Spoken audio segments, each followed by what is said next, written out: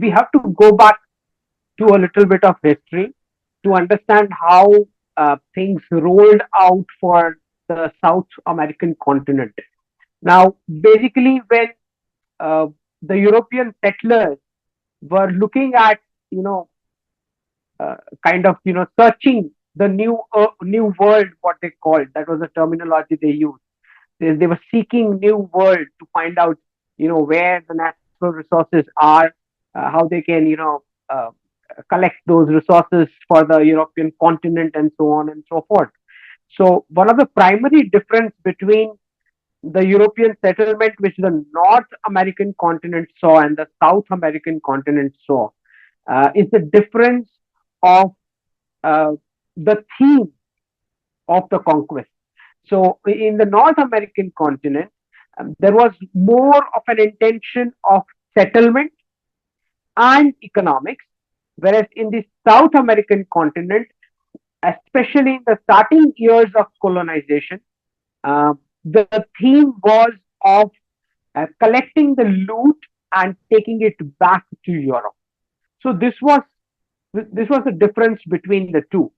Now, when in the North American continent, we see that the British settlers, especially, they actually helped in building America from the savings of the Indian colonial loot, which they had gathered over the years, over the centuries.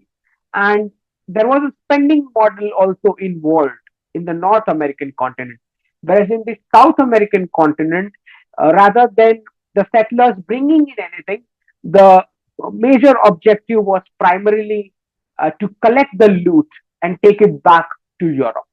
Now, especially the Spanish and the Portuguese conquest were very, very violent, and it was a complete economic loot of the South American continent nation.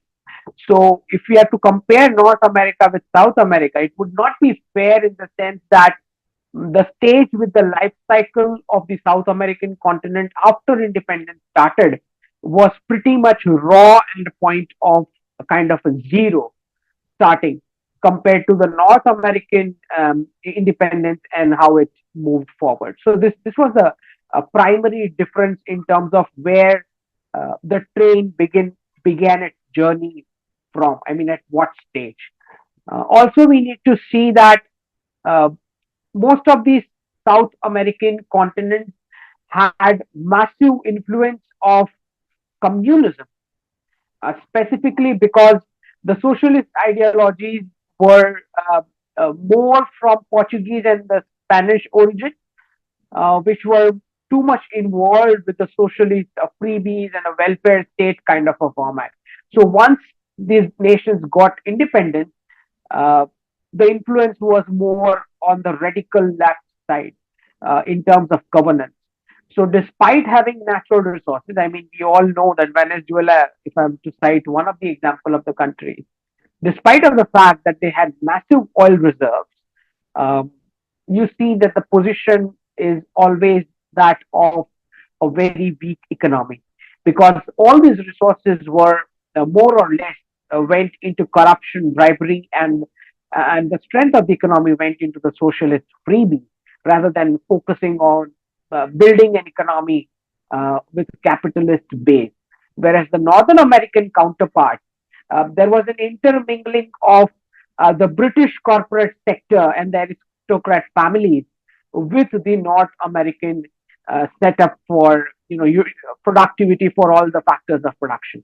So they had too much of a positive angle to it rather than the South American continent, where the angle was more about how these nations, the big powerful nations, are going to kind of create a nexus with the whoever the political leaders be.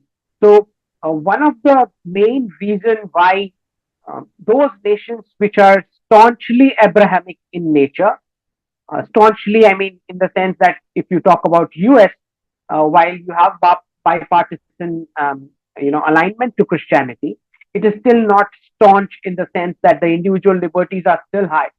But those countries which are ruined and devastated with the colonial loot and immediately get a church supremacy over them. This kind of countries specifically are seen to be, alluding towards, um, a kind of, a financial slavery to the church, because there is an inherent, a theory running in these nations that it's the God and the church who's ultimately going to save them. So, despite having, the financial problems across the sectors and across the society, um, uh, you see that the contributions to the church are very, very high. I mean, if you are going to find out a per capita contribution of the South American population to the church, you'll find it really, really very high. So, at the cost of obviously the society and the familial, um, prosperity. So, church has had that role, and this specifically comes from this theory of, staunch belief in the commandments of the Abrahamic religions, that step one, step two, step three. This is the kind of a binary which all the believers are supposed to follow, and the church is the supreme. So that kind of theology is why you find that everywhere there is a staunch following to the commandments. The opening up of the human brain is actually being dumbed down because you cannot question anything. Commandments are commandments. These are strict commandments.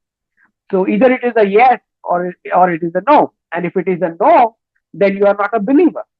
So based on that strict commandments philosophy, if there is a staunch belief in the society to follow that path, then obviously the economic prosperity is not possible because you are dumbing down the entire natural questioning attitude of a human body.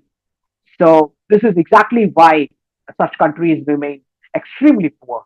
And you'll also see the other kinds of Abrahamic countries where you'll find in the Middle East those nations who are heavily and staunchly aligning with the Islamic Abrahamic thought process. Even they do not have stronger economies if you cut out the free crude oil reserves which came out from their soil. So I think the situation is the same. I mean, if you're talking about Venezuela as a crude oil producer, compare that with another Abrahamic friend, Saudi Arabia, which is also a crude oil producer. So that's the main pillar on which the economy stands, and that too is also not efficiently functioning.